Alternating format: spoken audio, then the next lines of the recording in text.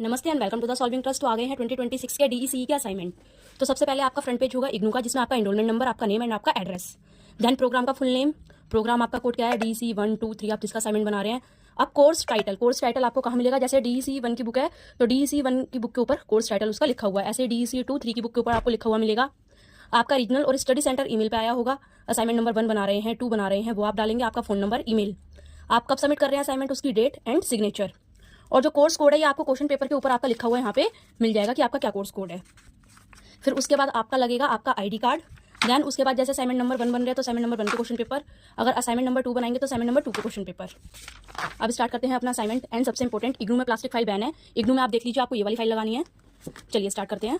Assignment number 1 का question number 1 हमारा था, explain how heredity and environment influence the physical and motor development of child. तो हमने पहले क्या किया, छोटी सी एक्सप्लेनेशन दी है।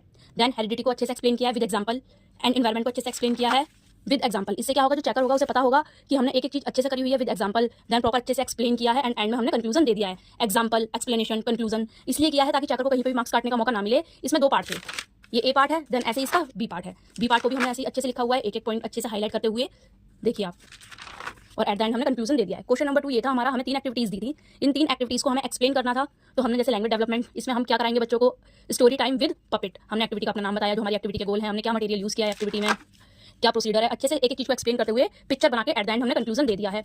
ऐसे ही हमने देखिए बी पार्ट किया हुआ है इसका, अच्छे से एक्टिविटी का नेम, गोल, एक्टिविटी का क्या मटेरियल हम यूज कर रहे हैं, प्रोसीजर क्या है उसका, अच्छे से डायग्राम बना के कंक्लूजन।